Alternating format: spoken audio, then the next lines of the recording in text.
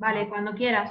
Pues nada, lo que quería dar es, en primer lugar, la bienvenida a todas las personas que se han apuntado al seminario y que están presentes, y sobre todo un gran agradecimiento a las 4 personas que componen la mesa, ¿no? Aunque estemos cada uno separados, pero digamos que hay una unidad temática y sobre todo hay una unidad, aunque no nos conozcamos personalmente, claro, cuando es presencial digamos que es un buen motivo para conocerse y ahora, bueno, pues intercambiar también opiniones, impresiones, el momento del café, la pausa del café, esa es muy enriquecedora, da mucho de sí. Bueno, pues todas estas cosas son, bueno, pues de lo que falla, ¿no? En estos encuentros online. Pero bueno, también tienen, como habéis estado comentando, tienen su lado positivo y sus ventajas, ¿no? Que nos permite un acercamiento también mucho mayor del que sería o del que posibilitaría la presencialidad.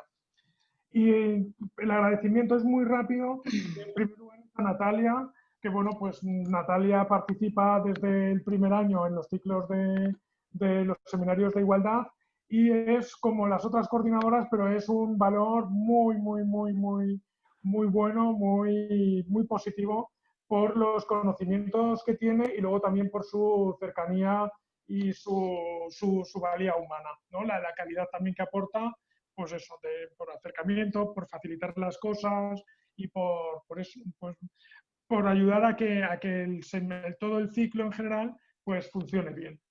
Y luego, en particular, este año, las dificultades que digamos que hemos tenido por este cambio online y todo, que, pues bueno, que ha tenido mucho trabajo, ¿eh? No se ve, pero hay que decirlo, que ha tenido y ha hecho un gran trabajo, no solo para este seminario de hoy, sino que para otros anteriores.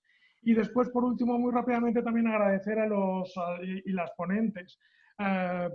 ¿Por qué? Pues ya digo, aunque no nos conozcamos personalmente, tenía ganas de que estuvieran aquí presentes. Carmen, bueno, tenemos Carmen, la referencia más la recomendación en la reunión de preparatoria que tuvimos en julio y en otras ocasiones anteriores ya daban su nombre. Carmen tiene que estar, además su libro es muy bueno desde el punto de vista de educación, es un buen arranque. Miguel Ángel Arconada pasa lo mismo. Eh, sin no, nos dieron un nombre, además nos dio su nombre también, aunque ya lo teníamos, nos dio su nombre, lo reafirmó. Otra gran referencia que es Luis Bonino, nos dijo, no, para hablar del tema tiene que venir Miguel Ángel Arconada. Y además, desde un punto de vista, bueno, pues, digamos, habíamos visto la iniciativa escolar el año pasado y la habíamos apuntado. Es decir, uy, esto no tiene que pasar desapercibido, esto hay que darle visibilidad, ¿no? Que es el objetivo de los seminarios del ciclo de igualdad. Es dar visibilidad, pasar el protagonismo desde la academia, desde la universidad, a las personas que en el mundo real lo conocéis y lo lleváis a cabo. Y luego, por último, a Marina Marroquí, lo mismo, tiene que estar, al igual que las otras personas de la mesa, por sus conocimientos y luego porque, bueno, pues de las otras 2 personas tenía referencias, pero de Marina directamente la había visto, o sea, la había visto en la tele, la había escuchado desde ya hace tiempo en Radio Nacional, había escuchado sus comentarios y no solo sabe, ¿no? Tiene conocimientos, es una buena profesional y sabe de educación social, sino que además es una gran comunicadora, ¿no? Es decir, que bueno, están sus vídeos en YouTube que se pueden ver y son de los que te quedas así y dices, a mí me gustaría comunicar de esa manera, ¿no? Ya es todo lo que quería decir, solamente un pequeño apunte porque tengo una gran alegría, además de compartir la mesa con vosotros, y lo vengo diciendo, digo, va a ser un seminario interesantísimo. Se van a decir cosas importantes cuando digamos que el eje integrador del ciclo de este año es precisamente la coeducación y la educación en igualdad, porque eso es base, o sea, es básico, perdón, es decir, es el cimiento, es la base de todo lo demás sobre lo que se está trabajando en materia de igualdad. Bien, pues para el año que viene, para la propuesta del ciclo del año que viene, también había insistido en el mismo eje, ¿no? Porque me daba un poco de miedo, bueno, no sé si online, el hecho de tener que cambiar a la modalidad, pues lo vamos a poder reforzar, que sí que se ha hecho, pero me parece que hay que insistir, no es una cosa que se trate y fuera, sino que hay que mantenerlo. Y para el año que viene es el eje Y bueno, la alegría viene porque ayer me comunicaron, es provisional, no sé si estas cosas se dicen como los artistas, uy, que no se puede decir porque es mal agüero, pero bueno, yo lo comparto, provisionalmente se ha aprobado también la 4ª edición de los ciclos de seminarios de igualdad, con lo cual contamos con todos y todas vosotros. No me extiendo más y cedo la palabra a Natalia. Bueno, Jorge, en primer lugar, buenos días a todos y a todas. Y Jorge se me ha marchado, pero le quería agradecer las palabras que ha tenido hacia nosotras. Gracias una vez más por invitarnos a, por invitarnos a participar en este tercer ciclo de seminarios. Es un placer trabajar contigo, al igual que con Eva. Iniciamos hoy el último, ¿no? El último seminario de todo este ciclo. ¿Sí? Penúltimo. ¡Ah, penúltimo! Va a haber otro en noviembre sobre igualdad retributiva, porque Vale. como ha habido el reglamento, también es importante tratarlo. Vale. Y, al final, claro, al final son muchos aspectos, es lo que os iba a comentaros. A lo largo de los 7 seminarios que se han llevado a cabo y que muchos de los que estáis hoy habéis participado también en ellos, hemos ido viendo, pues bueno, todas las distintas propuestas, medidas y acciones que desde distintos ámbitos se pueden llevar para contribuir a paliar los efectos y los daños de la desigualdad, ¿no? Al final, la parte más dura, ¿no? La manifestación más extrema de esa desigualdad real entre hombres y mujeres aterriza en la violencia de género, ¿no? Y es verdad que todas las medidas que llevamos a cabo, que se han estado exponiendo en los seminarios, que se han ido trabajando y abordando de una manera sistemática, al final recalan siempre en cuál es la base, ¿no? ¿Dónde está la raíz? ¿Qué podemos hacer? ¿Qué podemos hacer para poder atacar el problema desde su base? Desde su base en la cual tenemos, como todos sabemos, ¿no? ese sistema desigual, fundamentado en una estructura asimétrica, una estructura patriarcal, que a lo largo de la historia pues, le ha otorgado ese poder y ese control y dominación al hombre, limitando los derechos de las mujeres, ¿no? Entonces, vamos a por la piedra, ¿no? Al fundamento, ¿no? A qué podemos hacer. Y obviamente desde donde lo podemos atacar es desde la educación.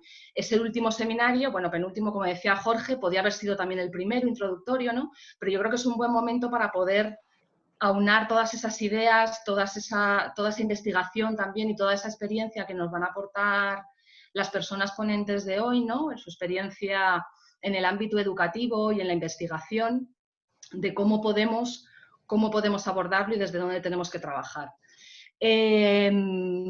Vamos a empezar, bueno, hay incorporada más tarde, os explico brevemente la estructura.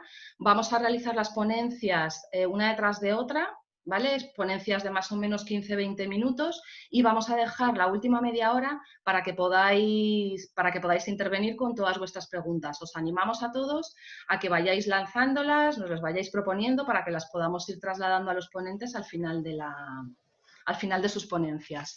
Vamos a comenzar hablando y abriendo la mesa de educación con Carmen Heredero de Pedro. Carmen es doctora en Filología y ha sido profesora de Lengua y Literatura en enseñanza secundaria durante muchos años. Ha sido secretaria de Mujer de la Federación de Enseñanza de Comisiones Obreras hasta 2017 y actualmente es miembro del Consejo Escolar del Estado en representación de la Federación de Enseñanza de Comisiones Obreras. Siempre ha compaginado su actividad sindical con la participación en el movimiento feminista y fruto de esta doble dedicación, su trabajo se ha centrado fundamentalmente en la reflexión y práctica de la educación, de la coeducación y en la defensa de los derechos laborales de las mujeres. Uno de sus objetivos principales ha sido la exigencia de una práctica coeducadora e integradora de la diversidad de orientación sexual y de género en los centros escolares, promoviendo la elaboración de materiales didácticos para la formación del profesorado. Recientemente ha publicado el libro Género y Coeducación, que entiendo que nos hablará también de él a lo largo de su intervención. Y hablamos de coeducación. Bienvenida, Carmen. Adelante. Gracias. ¿Ya? ¿Empiezo? Bueno, pues buenos días. Quiero empezar también, por supuesto, con mi agradecimiento al permitirme estar en esta mesa que promete mucho, creo, por los integrantes, ¿no?, de ella. A Miguel Ángel he visto y oído en más de una ocasión, que hemos coincidido en congresos. A Marina no tengo el placer, pero estoy segura, convencida de que será de máximo interés lo que nos digan. Yo espero cumplir también con esas expectativas. Veremos a ver. Bien, voy a empezar a proyectar un pequeño PowerPoint con pocas diapositivas porque... que no, perdón, que tengo que ponerle. Me he ido, porque me he ido directamente al PowerPoint. Tengo que darle a compartir pantalla. Esto es ahora. Ahora, ¿es así? ¿Se ve? ¿Se ve, verdad?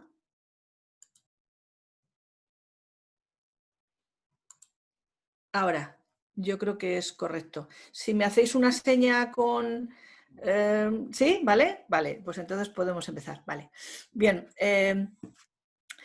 He titulado esta parte pequeña, veremos a ver si soy capaz de estar en los 15 minutos. Lo he titulado siguiendo el propio título de la mesa, pero especificando un poquito más, ¿no? Coeducación contra la violencia machista. Estamos hablando entonces de una alternativa. No la única, por supuesto, no puede ser la única, pero yo creo que sí una alternativa fundamental de las varias alternativas, ¿no?, que puede haber contra la violencia machista, que debe haber contra la violencia machista. Creo que la de la coeducación es primordial.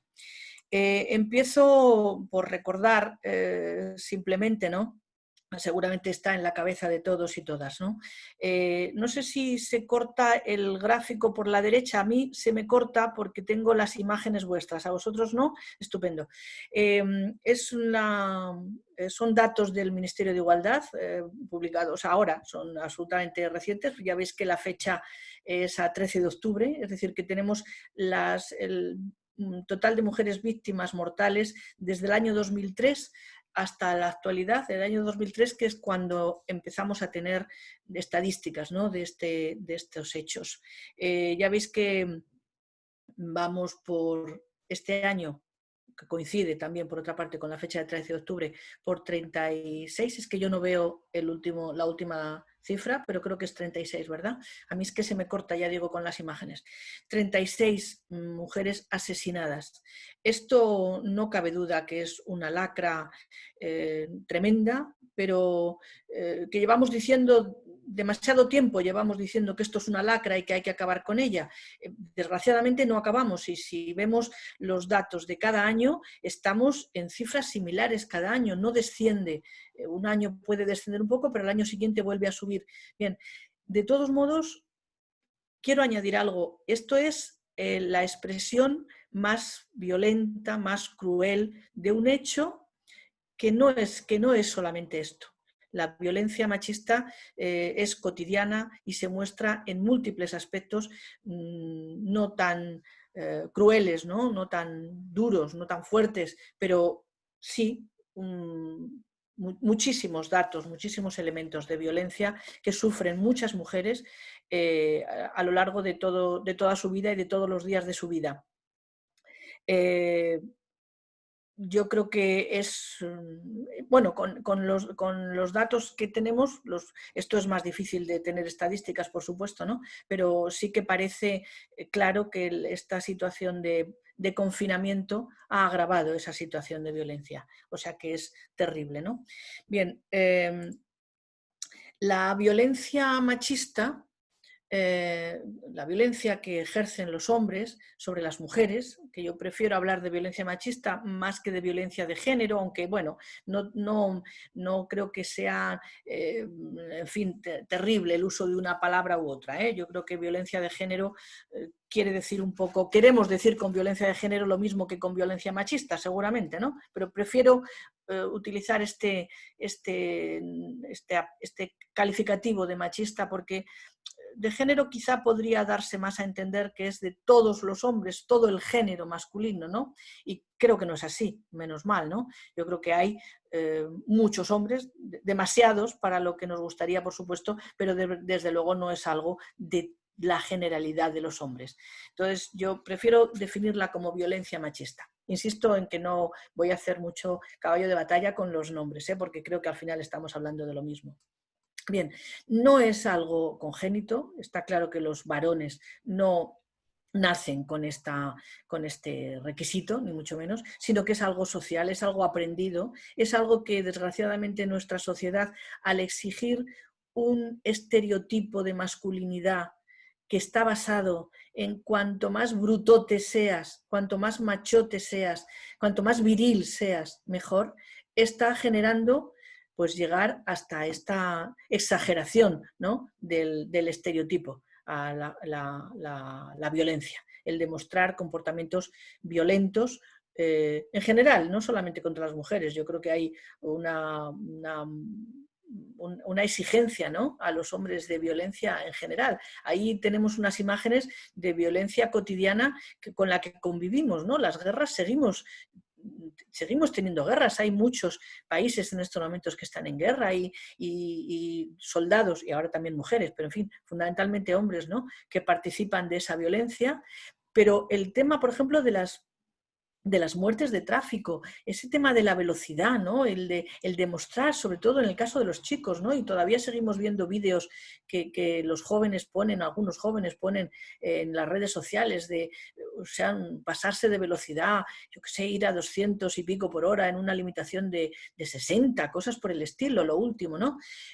Datos, por ejemplo, por cierto, de la Dirección General de Tráfico nos hablan de que los varones, las muertes de hombres en accidentes de tráfico cuadruplican los de mujeres. Es verdad que hay más carnés de conducir de varones que de mujeres, pero no es solamente eso, ¿no? Es esa autoexigencia y exigencia social, por supuesto, a los hombres, de demostrar la virilidad también con la velocidad, ¿no? Yo creo que hay una violencia cotidiana que luego tiene su correspondiente ejercicio en el caso de violencia, de demostrar el dominio también contra las mujeres, ¿no? Bien, pero insisto, no creo que sea algo congénito, es algo aprendido y por tanto es algo que tenemos que poder cambiar, que estamos obligados a cambiar.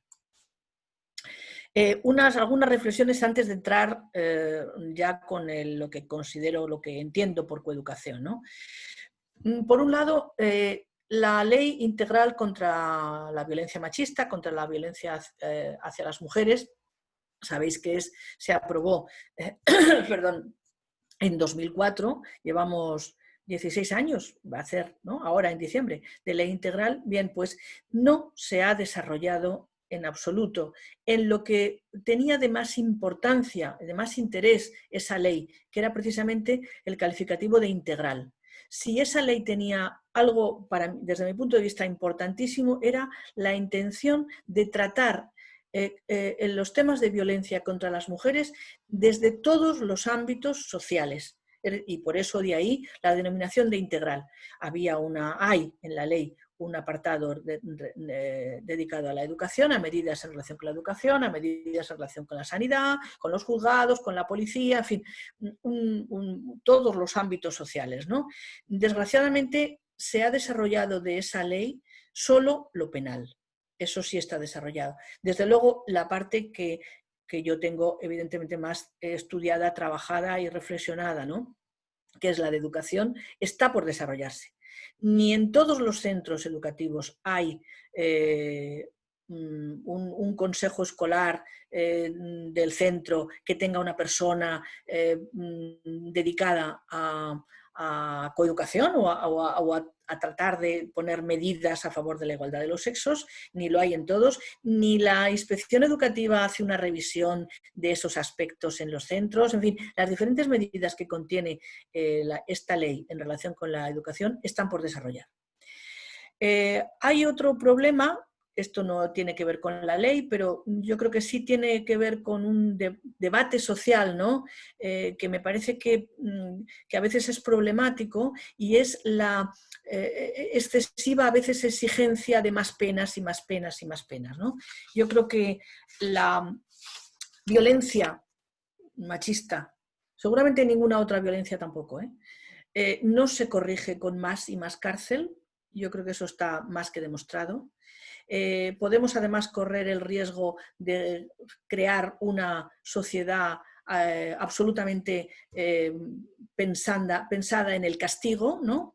Y yo creo que, como dice una buena amiga jurista, Miren Ortubay, dice: la prisión es el buque insignia del patriarcado más rancio. Bien, yo creo que coincide, por otra parte, ¿no?, con las exigencias de la extrema derecha, ahora que la tenemos aquí en estos 2 días tan presente en el Congreso de los Diputados, ¿no? Esa exigencia de castigo, castigo y castigo para todo, ¿no? Bueno, seguramente en este caso, en el caso de contra las mujeres, piden menos castigo, ¿no?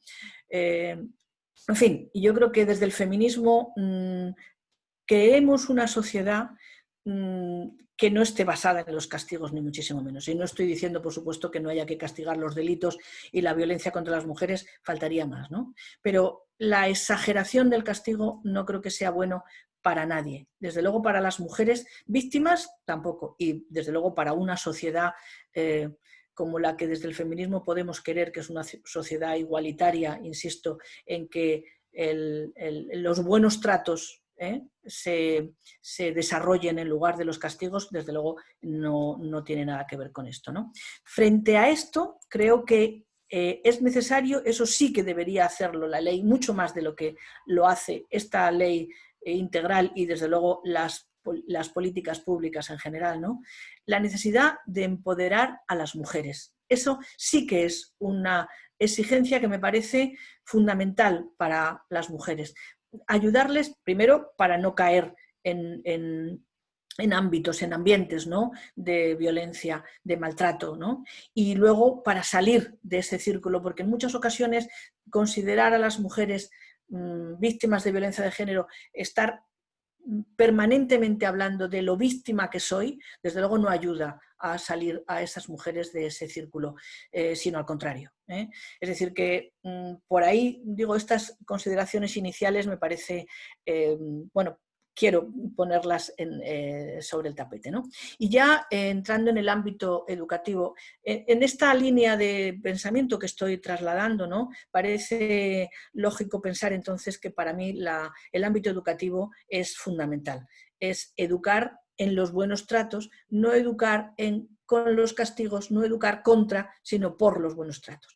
¿Y por qué la educación, el ámbito educativo es fundamental? Primero, partiendo de que el objetivo de la educación es transmitir los conocimientos, los valores que una sociedad ha ido acumulando, transmitirla a las generaciones siguientes. Es un derecho de la sociedad, ¿no?, de los ciudadanos y ciudadanas, ¿no?, y también es un derecho de las nuevas generaciones el que las anteriores les trasladen esos conocimientos y esos valores. Eso por un lado, es decir, que la educación puede hacer esto que estamos reclamando. Y por otro lado también porque la educación, la conformación de la identidad de género y de las relaciones entre los géneros también es un proceso de carácter social, es decir, que se puede cambiar determinadas costumbres, determinados modos, determinadas maneras de relacionarnos, se puede cambiar. Es decir, es algo que se aprende y por tanto creo que es evidente, ¿no?, el papel del sistema educativo, también de la sociedad en su conjunto, de los medios de comunicación, en fin, algo más amplio que el sistema educativo, la educación en general, ¿no?, puede y debe transformar este estado de cosas. Y ya entro en el objeto concreto, no sé cómo voy de tiempo, de mi aportación, 12:26. Creo que no voy mal. Bueno, entiendo por coeducar, educar en igualdad a chicas y chicos, empoderar a las mujeres, es decir, darles autonomía, capacidad de decisión y promover la libertad de chicos y de chicas, por supuesto. Bien, y señalo algunos aspectos. Habrá muchos más, es decir, hay muchos más, pero evidentemente en este tiempo tengo que seleccionar los aspectos que me parecen fundamentales en lo que podemos entender como qué es coeducar. Por un lado, en coeducar en una escuela mixta e inclusiva. Es decir, en ese debate que de vez en cuando, ¿no?, surge en nuestra sociedad sobre la escuela mixta, la escuela segregada o diferenciada, que llaman los defensores de esta escuela, ¿no? Bueno, pues creo que no se puede coeducar si no es en una escuela mixta, si no estamos juntando a chicos y chicas para saber cómo relacionarse entre ellos, para corregir, para aprender, ¿no?, a convivir. Socialmente, el desarrollo personal no puede hacerse en escuelas separadas, el desarrollo personal de cada persona, insisto, individualmente es bueno, es necesario hacerlo en convivencia con otros y con otras, ¿no?, y ver las diferencias y diferentes identidades, ¿no?, que generamos como géneros diferentes. Eso me parece algo básico, incluso para el asunto de las calificaciones académicas, que los defensores de la escuela segregada dicen que es que las chicas aprenden y los chicos, cada uno por separado, aprenden más y sacan mejores notas. Bueno, yo hice un estudio hace unos pocos años y pude demostrar que es mentira, que eso tampoco ocurre así, ¿eh? Otro elemento sería el de visibilizar a las mujeres y a sus aportaciones. Bueno, yo creo que hay que cambiar los currículos no solamente para incluir a las mujeres y sus aportaciones. Los currículos que tenemos actualmente no tienen nada que ver con el desarrollo de la sociedad, y yo creo que no me extraña que haya abandono escolar y fracaso escolar, porque los currículos que tenemos deberíamos haberlos enterrado ya hace tiempo y haber cambiado currículos y métodos, desde luego, clarísimamente. Pero bueno, me centro en el tema de la ausencia de las mujeres y sus aportaciones en los currículos educativos. Es algo que está ahí, que es real. En las investigaciones ya ha habido muchas en los últimos tiempos, ¿no?, que nos hablan de mujeres en todos los ámbitos del saber humano, no solamente en el ámbito doméstico, que por supuesto las que más hemos desarrollado los conocimientos en el ámbito doméstico, está claro que somos las mujeres, pero no solo ahí, digo, en las ciencias, en la literatura, en todos los ámbitos del saber están las mujeres. Y es algo entonces que es incluirlas, digo, a ellas y a sus aportaciones en los currículos educativos es primero justo, menos justicia. Es algo científico, quiero decir, no podemos pretender un criterio de cientificidad si estamos no visibilizando, no diciendo las cosas que han hecho las mujeres tan importantes como las que han hecho los hombres a lo largo de la historia. Y desde luego es algo necesario para dar otros modelos de mujeres a chicos y chicas en la escuela, ¿no? Otros modelos, diferentes modelos de mujeres con los que las nuevas generaciones se pueden identificar. Otro elemento es la educación afectivo-sexual.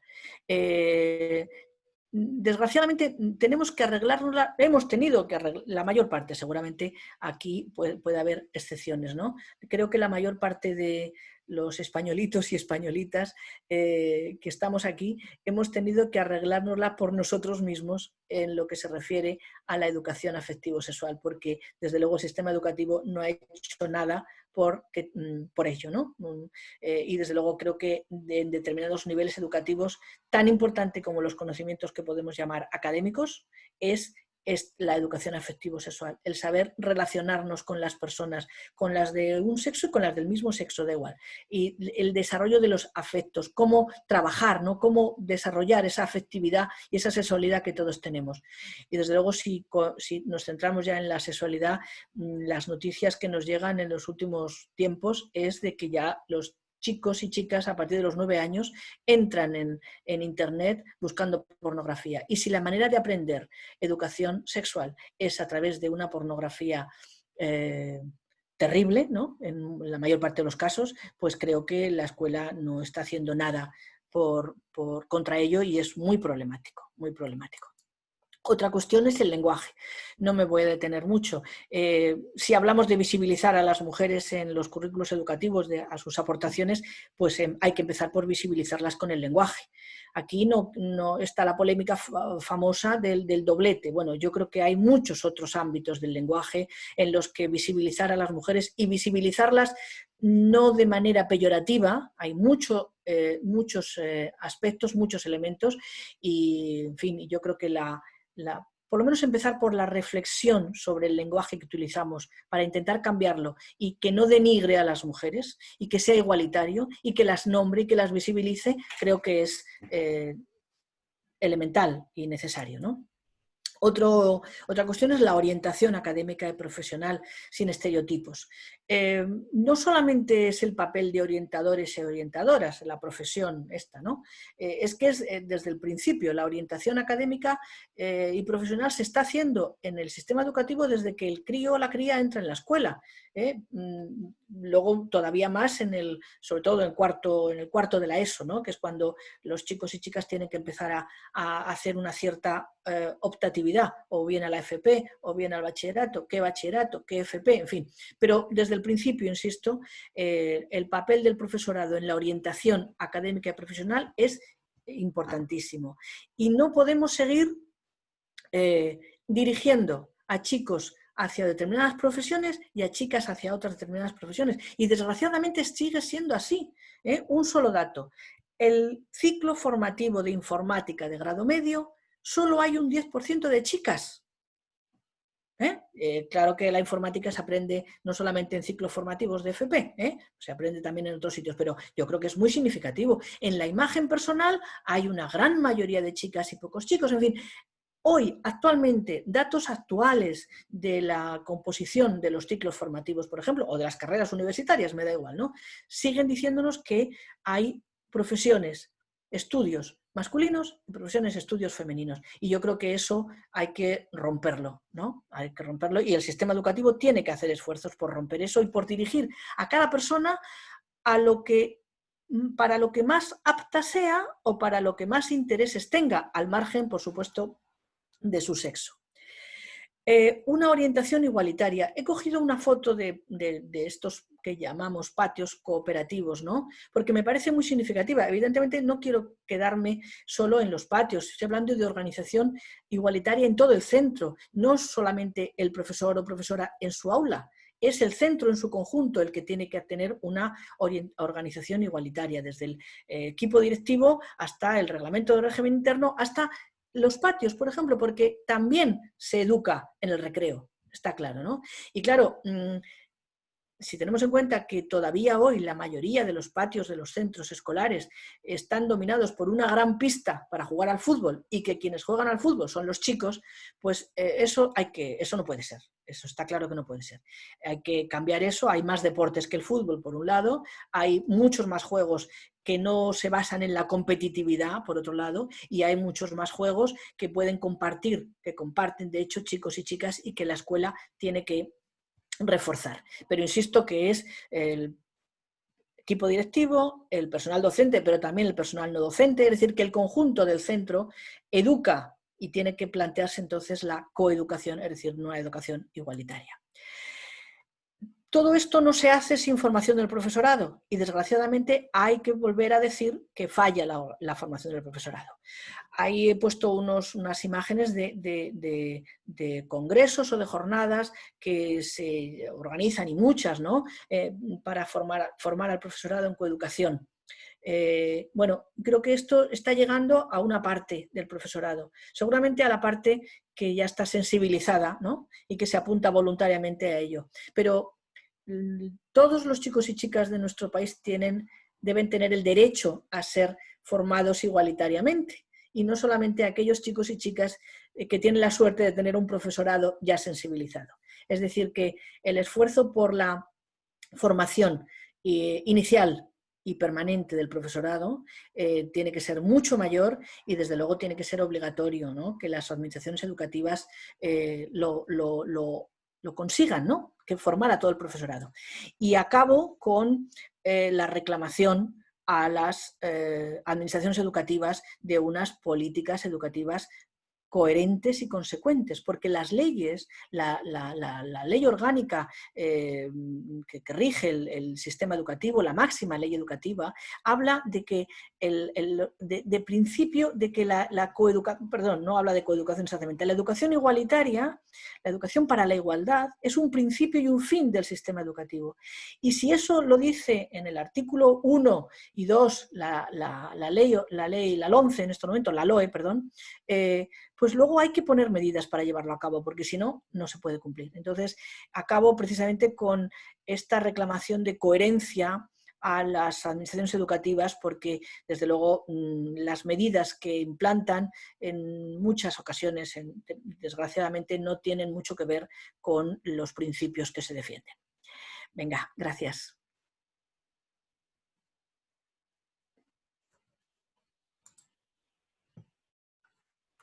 Bueno, Carmen, muchísimas gracias por tu exposición. Has pasado por todas las áreas, ¿no?, en las que se tendrían que producir los cambios, son muchísimas.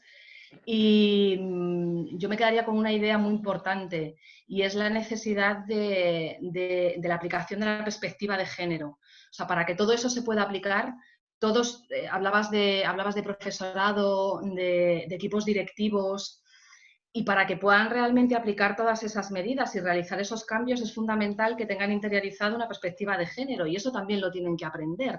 También hay que formarles en esos aspectos, ¿no?, para que ellos puedan transmitir todos esos cambios. Enlazado con esto, claro, a ver, ahora ¿qué hacemos? ¿Qué hacemos con nuestros chicos y con nuestras chicas, ¿no? Tendremos que abordarlos de una manera diferente.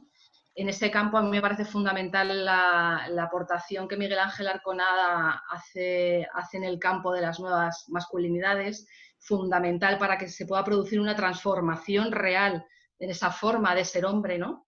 Que se pueda producir ese cambio del hombre tradicional a un hombre más igualitario.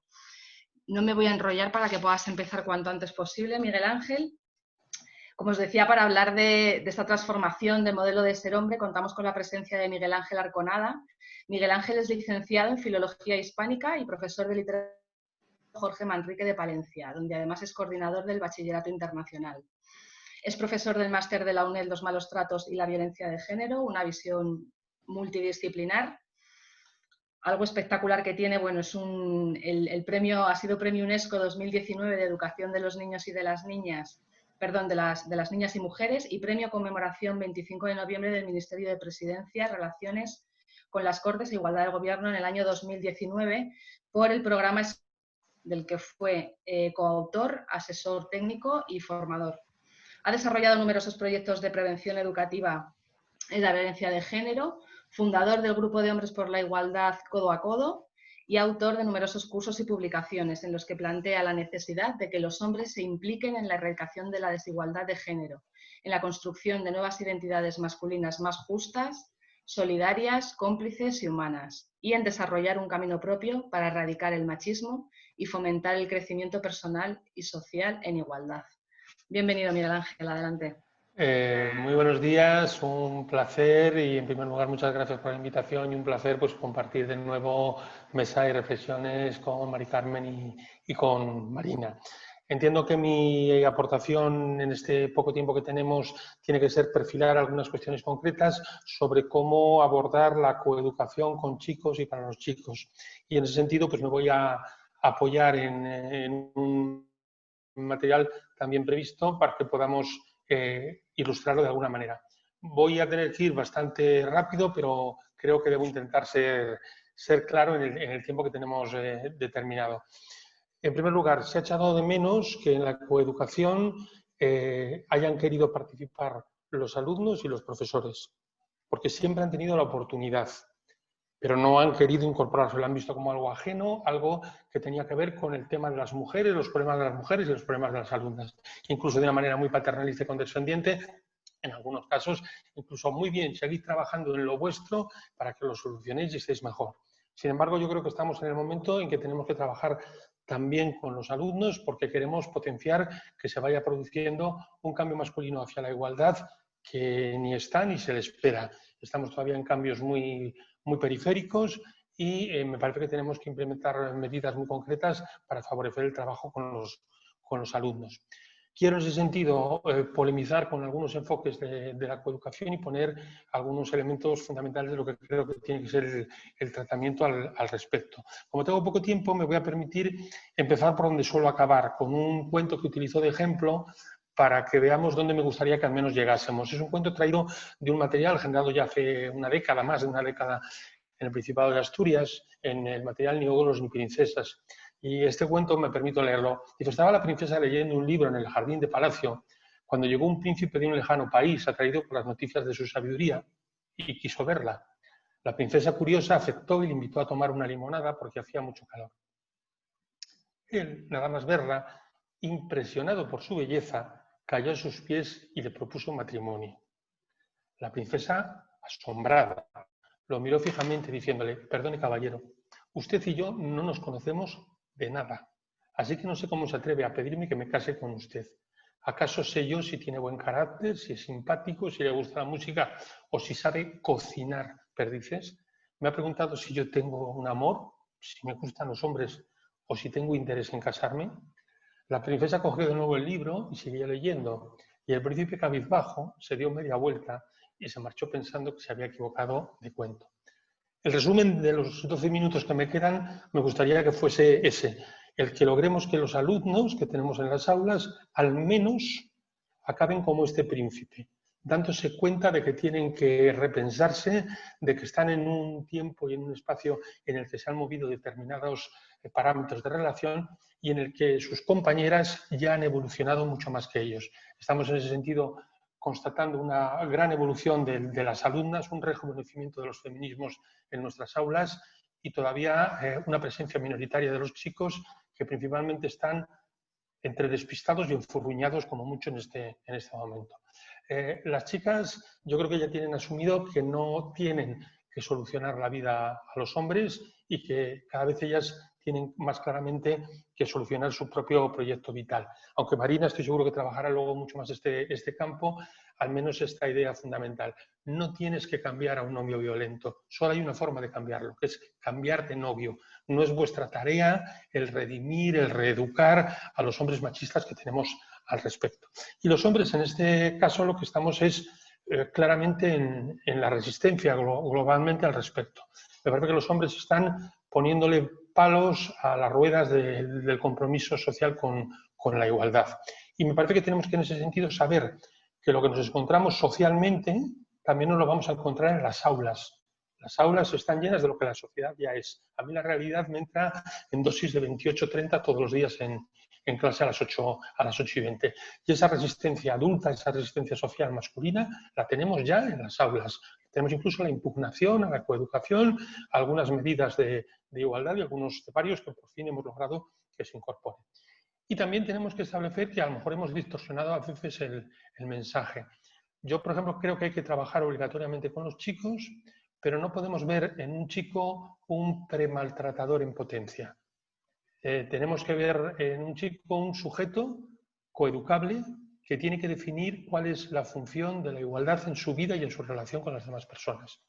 Tenemos que llegar a la prevención de la violencia, pero no tenemos que desenfocar de que sobre todo lo que tenemos que es que favorecer el compromiso con la igualdad de todas las personas, hombres y mujeres. En ese sentido, me parece que es mucho más fácil decir que soy no violento que decir que soy igualitario. Me parece que la no violencia es un consenso de partida para el trabajo del compromiso con la igualdad.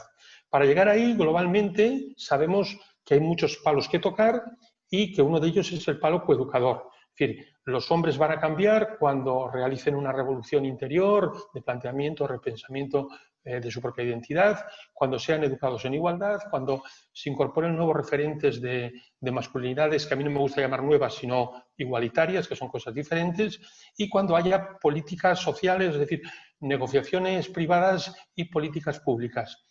Y aquí incluso dentro del movimiento de hombres pues ha habido cierto debate sobre si hay que trabajar por la igualdad o hay que trabajar por la implicación masculina contra la desigualdad.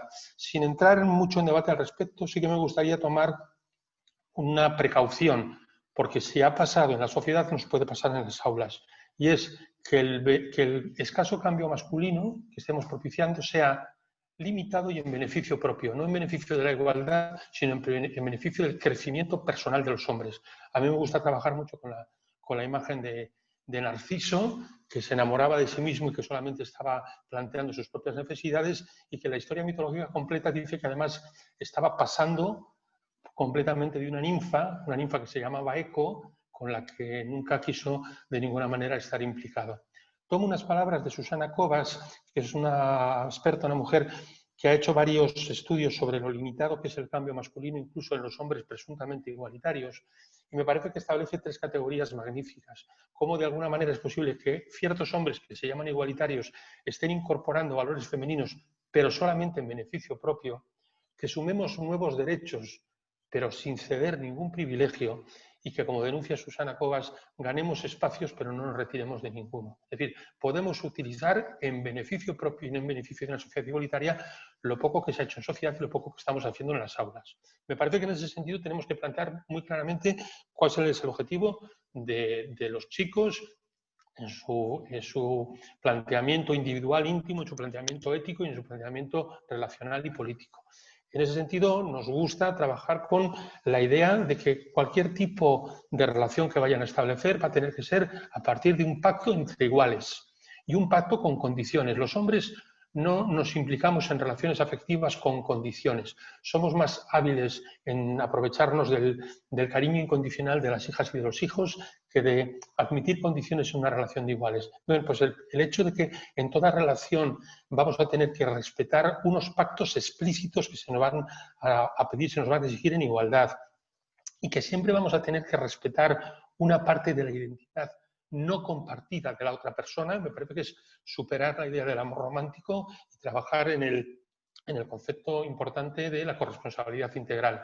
Nos gusta llamarla integral porque la corresponsabilidad no es solo repartir las tareas domésticas, sino ser absolutamente corresponsables de todos los factores de la convivencia. Somos corresponsables en el placer, somos corresponsables en el crecimiento de la relación y también en la independencia. Y en ese sentido nos gusta mucho ir trabajando con el concepto de buenos tratos. No solo la bronca de que no seas maltratador, sino el catálogo de qué es ser buen tratador o qué buenos tratos puedes exigirte. Con una persona que citabais al principio, con Luis Bonino, nos gusta mucho heredar un término de él e intentar darle la vuelta. Él nos aportó el término de los micromachismos y a nosotros nos gusta trabajar en las aulas con las microigualdades, elementos distintivos que hacen que en toda relación podamos pasar el algodón de la igualdad o del compromiso igualitario en la relación. Pequeñas cosas cotidianas pero absolutamente metidas dentro de la identidad personal que hacen que sea irrenunciable exigirme igualdad. Los chicos necesitan tener varios mensajes como punto de partida. Al menos a mí me gusta decir 2. 1, que solamente tienen derecho a la mitad, que el mundo no es de ellos, que lo suyo no es para tanto, que ellas quieren tener la mitad de todo y que tener la mitad en algunas ocasiones significa tener ya la mitad de los empleos de calidad, la mitad de la seguridad y en algunos casos quiere decir tener solo la mitad. No queremos más de la mitad de las responsabilidades de cuidado, etc. Tenemos que acostumbrarnos a ser solo la mitad de las cosas. Y nos cuesta mucho salirnos de los sitios para que la mitad que dejemos libre sea ocupada por quienes tienen que estar. Y en segundo lugar, los chicos tenemos que aprender que no somos imprescindibles, que somos bienvenidos en ocasiones a la vida de algunas personas, pero que no somos necesarios, que las mujeres no necesitan ningún príncipe azul y sus compañeras no necesitan alguien que les solucione la vida. Son autónomas, suficientes y desde la invitación y desde el pacto podemos establecer relaciones que nos multipliquen y que nos hagan muy felices. Segunda cuestión. Metodológicamente tenemos que tomar, una vez que decidamos trabajar también con chicos, algunas consideraciones. El hecho de que hay veces chicos y chicas están en un momento madurativo distinto y necesitan enfocarse hacia también objetivos que son diferentes. Y hay veces que esto lo tenemos que hacer metodológicamente con agrupamientos segregados que luego vuelven a un gran grupo. Es algo tan obvio como decidir que las tutorías de tercero de la ESO en mi instituto son siempre el mismo día a la misma hora y que decidimos determinadas semanas al año que las chicas de ese tercero A y de tercero B trabajan juntas mientras los chicos de tercero A y de tercero B trabajan juntos. Determinados temas para favorecer que se traten sin determinados estereotipos de género y que luego vuelvan al gran grupo. Estamos planteando un apoyo metodológico para que los chicos puedan trabajar algún tema, sobre todo si es posible que encontremos profesores varones que quieren trabajar con ellos y que estén capacitados y que no tengan que fingir determinada sobreactuación que sabemos que realizan cuando están en un grupo mixto. Esa es una precaución que tenemos que tener. Y luego algunas mínimas claves con las que puedo trabajar es que tenemos que intentar evitar los posicionamientos defensivos, que es lo primero que nos vamos a encontrar. Hay algunos alumnos que te lo dicen incluso, yo creo que con razón. Te dicen, Miguel Ángel, profe, no hable siempre de los hombres, habla de los hombres machistas. Porque yo hay cosas que me estás diciendo como que fueran mías y yo no me represento o no me veo representado con, ¿no? Entonces, tenemos que intentar no empezar, ya os digo, con la idea de si no tienes cuidado te vas a convertir en un maltratador o... Bueno, yo siempre digo que no nacemos machistas, llegamos a serlo, somos enormemente eficaces en conseguir ser machistas y tenemos que ser conscientes de que el chico más vinculado con los valores igualitarios va a tener tentaciones, va a tener oportunidades de recibir mensajes machistas que el propio grupo, la patria, etcétera, le va a exigir. Bueno, pues tenemos que armarles poniendo en valor la igualdad como un elemento fundamental en sus propias vidas. Tenemos que trabajar todo lo relativo a la autonomía personal, me parece un elemento fundamental. Quien desde edades tempranas aprende a cuidarse, es menos posible que luego exija ser cuidado o al menos que invisibilice los cuidados que recibe. Si las mujeres en el papel social tradicional han sido objeto de deseo y objeto de servicio, los hombres que saben cuidarse exigen menos ser cuidados, aunque esa tentación la tengamos todos. Tenemos que enfrentarles a la técnica de identificar mensajes misóginos y mensajes o evidencias de desigualdad, porque somos ya una generación en las aulas que piensa que esto nos ha pasado a los de 50 años para arriba y que ya no hay desigualdades. Tenemos que hacerles explícitas técnicas para identificar desigualdades y saber cuál es mi postura, no solamente de la identificación conceptual, sino también de la empatía con estas situaciones de misoginia y de desigualdad en todos los ámbitos que todavía tenemos. Y un elemento fundamental es romper la idea de grupo homogéneo entre los chicos, quizá presididos y constreñidos por un macho alfa, y ver que entre los propios grupos de chicos hay muchas más diferencias de lo que ellos creen. Y tenemos que dar un mensaje de seguridad y de apoyo a los chicos que ya tienen, de alguna manera, afirmados determinados valores igualitarios. Devolver al grupo la pregunta, hacer que el propio grupo manifieste posturas divergentes es una cosa importante porque los valores igualitarios no es una lección desde la que te examines. Hay que vivirlo y hay que compartirlo con el propio grupo. Tenemos también un reto que es la visibilización de masculinidades diferentes. Tenemos un problema con los modelos de edades más o menos adolescentes o juveniles. No nos sirven varones de 55 años y más para decir quién tienes que ser. Hay planteamientos incluso con youtubers igualitarios, etc. Tenemos que llegar a su lenguaje y con referencias de sus series y de sus medios de comunicación. Y tenemos que hablar en positivo de la igualdad. Hay que poner en valor la igualdad, qué es lo que gana una sociedad siendo igualitaria y cuál es tu postura concreta con respecto a la igualdad, y de ahí vendrá derivada tu postura concreta con respecto a la violencia, que es más fácil de decir. Esto, por tanto, viene a defender la idea de que es absolutamente necesario, es posible trabajar con los chicos, está ya estructurado y hay más materiales que nunca. No nos valen las disculpas. Tenemos la necesidad, la opción y tenemos el trabajo concreto. Hay metodologías como la del tú también, también a ti, también tú, o sobre todo en secundaria, y me va a dar tiempo solamente a presentar esta, la de las 4 Cs, ¿no? La idea de que el trabajo específico con chicos tiene que tener un mínimo itinerario. La autoconciencia de cómo han llegado a ser el chico que son, dónde he aprendido a ser chico, dónde me ponen límites y dónde me dan ideas de respaldo y me refuerzan el chico que soy. La capacidad crítica con los abusos de género, la capacidad crítica con las incongruencias del hombre que queremos ser y que no somos, nuestros aprovechamientos, nuestros escaqueos, la capacidad crítica con una palabra clave que son nuestros privilegios, la conciencia de los privilegios heredados, de los que no somos culpables, pero hacia los que tenemos plena responsabilidad de seguir disfrutándolos o de renunciar a ellos.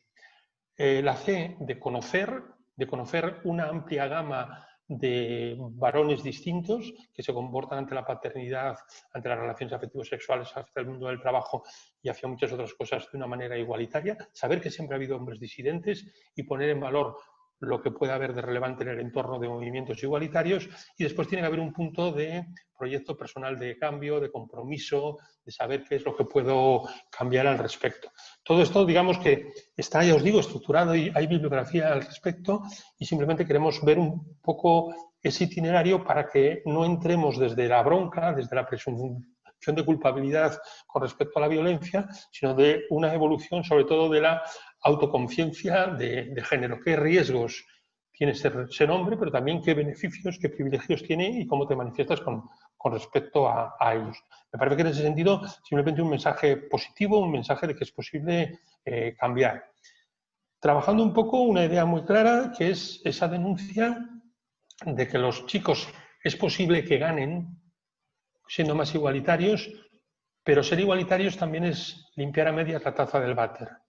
Es decir, que las ganancias no tienen que ser estético-magníficas, ¿no? Las ganancias tienen que ser, en primer lugar, éticas, saber que tengo un comportamiento defendible, justo ante las injusticias. Las ganancias tienen que ser sociales, en el sentido de que convivo en una sociedad que trabaja por la igualdad y en la igualdad todas y todos ganamos. Ganancias porque me siento mejor, porque veo que las mujeres de mi alrededor no están padeciendo lo que yo las he visto padecer en otras generaciones, y también ganancias para nosotros mismos. Pero por favor, en esta escala, no poner primero las ganancias personales, porque si no es posible que hagamos trampas al respecto. Por finalizar, una idea con la que a veces trabajamos, un estereotipo de lo que podrían ser los hombres más rudos, más violentos, más viriles, y que pueden tener entre ellos el pacto de no agresión. Los hombres tenemos la capacidad biológica de ser fuertes, de ser potentes y de ser agresivos, pero no es un destino. Los hombres entre nosotros mismos regulamos la violencia para no hacernos daño. Y cuando 3,5 toneladas de masculinidad están jugando en un partido de rugby, no hay lesiones, porque sabemos cómo podemos utilizar la violencia en beneficio propio y de nuestra capacidad lúdica y de disfrute. Nuestra relación con la violencia tiene que ser un elemento global de nuestra relación con la igualdad. Me parece que eso es un elemento fundamental de lo que quería en estos 15 minutos que he clavado poder decir. Gracias y hasta aquí puedo llegar. Muchas gracias, Miguel Ángel. Cuantísimas cosas nos has transmitido en estos 15 minutos. Qué capacidad de condensación y qué difícil nos lo pones, ¿no? El mensaje quería ser el contrario, es decir, yo creo que nunca ha sido más fácil y más retador que ahora. Pero bueno, disculpadme que haya ido corriendo tanto, quería decir bastantes cosas. Ha sido una maravilla escucharte. Me ha gustado mucho además el giro ese que das, ¿no? De inicio, de esas trampas del machismo, ¿no? De venga, vamos a intentar ser más igualitarios, pero al final intentándolo utilizar, ¿no? en un beneficio propio, es decir, vamos a ver qué gano yo, cuando es que al final es muy difícil, ¿no? El renunciar al poder, el tener que renunciar y ceder ese espacio, ¿no? Al final es un acto de generosidad y de ética, ¿no? Que es lo que estabas planteando justo al final. Es que igualitarios declarativos que saben decir que son igualitarios tenemos ya bastantes. Claro. La coherencia entre lo que se dice y lo que se hace, digamos que será objeto de otra mesa. Y ahí estaban los micromachismos también, ¿no? Sí. De qué difícil es darse cuenta que es algo que nos tenemos que trabajar todos y todas día a día, ¿no? Estar siempre pendientes, alerta de esas pequeñas conductas, esos pensamientos que es difícil de detectar, pero que bueno, que marcan también una diferencia de cara a la Pero simplemente la idea de que la pregunta inicial sugiero que sea ¿cómo quieres llevarte con la igualdad? Y no ¿cuán violento eres en este momento? Tenemos que evitar que se nos pongan ya a la defensiva desde el inicio. Desde luego que vamos a llegar a la violencia, pero no podemos entrarles con una bronca en la que se sienten acusados. Es mi experiencia y por eso lo quería compartir. Muchas gracias, Miguel Ángel. A vosotras. Pues Marina, adelante, vas a entrar con tu trabajo con las chicas y con las adolescentes. A ver qué hacemos, porque a la espera del el proceso de cambio, ¿no? Esta transformación de la masculinidad lleva su tiempo y mientras tanto tenemos que seguir viendo qué hacemos con estas chicas, ¿no? ¿Qué hacemos con las adolescentes? ¿Cómo las enseñamos a todavía defenderse y protegerse, ¿no? de esa masculinidad? Y cómo aprender a detectar esas primeras señales que pueden ser indicativas de estar inmersas en una relación de violencia. Marina es educadora social, es especialista en violencia de género y autora de Eso no es amor, 30 retos para trabajar la igualdad. Es el libro que da título a su taller de prevención y detección precoz de la violencia de género en adolescentes y es un taller por el que han pasado ya más de 80.000 jóvenes. Centra su trabajo profesional en la prevención, detección precoz y formación a profesionales de la violencia de género. Ha formado a profesionales del ámbito policial, judicial, sanitario y docente en la intervención con víctimas de violencia de género. Por su trayectoria profesional ha recibido varios reconocimientos, ser nombrada como una de las 25 mujeres más relevantes de la historia de la Comunidad Valenciana, la medalla de plata del Bimilenari de la ciudad de Elche y premio Ana Tutor 2019. Adelante, Marina. Bueno, tengo el listón alto, ¿eh? A ver cómo... Yo, cuando me has dicho que iba detrás de Miguel Ángel, digo, madre mía, ya ahora tengo el cerebro tan a 1000 por hora de todo lo que remueve, que ahora lo que me apetece es preguntarle a él. Pero bueno, voy a hacerlo y luego pasamos a la ronda de preguntas. Como tenemos solo 15 minutos, he decidido centrarlo justo únicamente en los talleres que realizo con los adolescentes. ¿Vale? Es un taller que, como ha dicho Natalia, ha pasado por más de 80.000 chicos y chicas de edades entre 13 y 16 años y es un taller que dura 3 horas, que de primeras los profesores son los primeros que se niegan, o sea, no vas a meter a 1000, creo que he llegado a 2100 adolescentes de 15 años a la vez durante 3 horas porque nos arman un motín y tienen que venir los antidisturbios.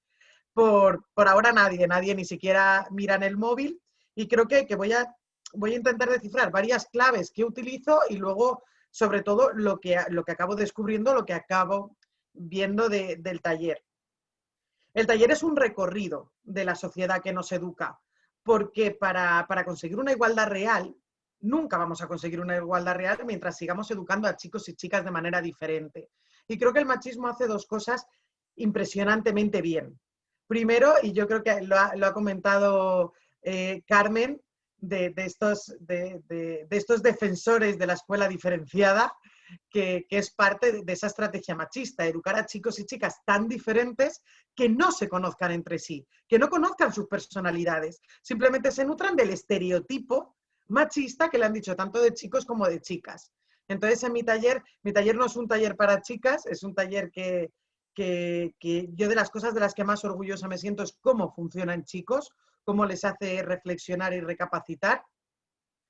Y sobre todo, precisamente por eso, porque les hago un recorrido social desde las películas Disney a las películas, música, series de televisión que ven o anuncios que ven en televisión, desde las 2 perspectivas. ¿Cómo? ¿Qué mensaje reciben los chicos y qué mensaje reciben las chicas? Es cierto que normalmente en clave de humor, porque si no utilizo el humor, igual sí que me hacen el motín. Y segundo, porque creo que infravaloramos muchísimo a la adolescencia que tenemos. O sea, al final les estamos culpando, sobre todo a lo que violencia de género y violencia sexual se refiere, parece que es que, claro, 1 de cada 3 adolescentes sufre violencia de género. Hostia, y 1 de cada 3 mujeres adultas. Y parece que eso no... O sea, al final la adolescencia siempre va a ser el reflejo más cruel y crudo de la sociedad en la que vivimos, porque eso ha sido la adolescencia siempre, la sociedad sin filtros. Entonces, es importante porque también creo que tiene una capacidad y unas habilidades que nunca antes la había tenido esta generación. O sea, yo hago talleres y tengo chavales enfrente que hacen vídeos que le siguen 3 millones de personas. Cuando hace una generación para eso necesitabas 3 carreras mínimo. O sea, creo que hablarles en su idioma y intentar bajar de un pedestal que los adultos nos empeñamos en hablar a la adolescencia es un error que tenemos que dejar de cometer. Porque al final yo tengo 3 horas para intentar hacer un mínimo clic en su cerebro y con teorías es mucho más complejo. Entonces lo que hago es hacer ese recorrido crítico de cómo nos educan a chicos y chicas de manera tan diferente y cómo el estereotipo nos afecta. Es cierto que cuando decía Miguel Ángel, es que de primeras, hay veces que dicen 3 horas taller de violencia de género y lo primero que me encuentro son bufidos de, o sea, madre mía, otra vez viene, además me lo han dicho en varias ocasiones, otra vez viene a tratarnos de. Entonces, creo que es importante también decirles el precio que ellos pagan por el machismo. Al final el machismo es la cultura imperante, quien pone las reglas, quien pone las normas y quien fija ese estereotipo. Ese estereotipo que lo más crudo y cruel que tiene es que nos limita como seres humanos. Nunca aprendemos a conocer nuestras capacidades internas de manera real porque nos pasamos la vida intentando ser lo que esperan. de nosotros, tanto si somos chicas como si somos chicos. Y como ese peligro de ser fuerte, valiente, protector, todo momento, hostia, tiene que ser súper cansado. O sea, en la adolescencia es un peso de verdad que les carga, que digo, es que tenéis que llegar a vuestra casa hechos polvo. Es que voy por instituto y se nota, Hulk, que se nota que soy fuerte, que se note yo. Hulk, relájate que te vas a cagar. O sea, eso al final no puede ser. Y sobre todo, uno de los cambios y de los clics que hacen es ya no solo el precio que ellos pagan, sino el precio que nosotras pagamos por ese machismo, porque no son conscientes. Porque el machismo y la violencia de género y sexual, yo creo que ahí la extrema derecha lo está haciendo muy bien, que se ha reducido a unas muy pocas pobres mujeres asesinadas y muchísimas locas que se inventan cosas. Entonces es una estrategia perfecta, ¿no? Todas son mentiras hasta que te matan, que dicen, ay, pobrecita, se ha muerto. Entonces, claro, cuando de repente el taller va evolucionando y van saliendo reacciones y cuentan cómo las chicas tienen que ponerse la llave siempre para afuera por si alguien les ataca y poder defenderse, o cuentan como siempre van del lado el lado de la acera más cercano a la carretera para que no las puedan atrapar en un portal, y cuentan la cantidad de estrategias del miedo que tenemos totalmente interiorizadas y totalmente normalizadas en nuestro día a día. Claro, ellos alucinan. Porque el mayor de los privilegios que da el machismo a los hombres es vivir sin miedo, vivir sin todas esas variables que te pueden hacer daño en cualquier momento, en cualquier situación. Entonces, cuando eso lo comprenden de una manera fascinante, son ellos los que dan el primer paso. O sea, es brutal la cantidad, además, lo que a mí me encanta de la adolescencia es ir descubriendo roles conforme se sientan, porque es que son libros abiertos. O sea, enseguida ves al macho alfa, enseguida ves a los 4 colegas, enseguida ves a ese macho beta, que me ha gustado mucho, que ha dicho Miguel Ángel, que ha descubierto que es macho beta entre los machos, pero que si se disfraza de feminista es macho alfa entre las mujeres. Entonces eso es un planazo, ¿no? Porque siempre ha querido ser macho alfa entre alguien. Y todas esas discusiones y todos esos roles que de repente se desmontan y se levantan delante de un teatro lleno y dice, es que yo no quiero ser el lobo para el que me han educado. Es que yo me he dado cuenta que la manera más rápida de demostrar que soy un tío fuerte y valiente y tal, es meter una hostia. Y ni siquiera me siento bien pegando una hostia, pero nadie me cuestiona. Porque el poder, la pertenencia al grupo y todas las recompensas instantáneas que reciben los adolescentes por ejercer violencia, es brutal. Es brutal y es que la sociedad es violenta. Igual que hablamos de la sexualidad en la adolescencia y de todo el precio que está pagando esa adolescencia por enseñar la sexualidad como la está enseñando, claro, es que la sociedad está sexualizada. Y sexualizada en base a la violencia. Y ellos simplemente han cogido las estrategias que nosotros le estamos dando, porque no, esto no es, con la potencia sin control no sirve de nada. Tienen muchísima información, pero no se enseña a cómo reconocerla. Y sobre todo, si solo tengo un objetivo en este taller, diría que es pensar. Necesitamos despertar una mentalidad crítica en la adolescencia.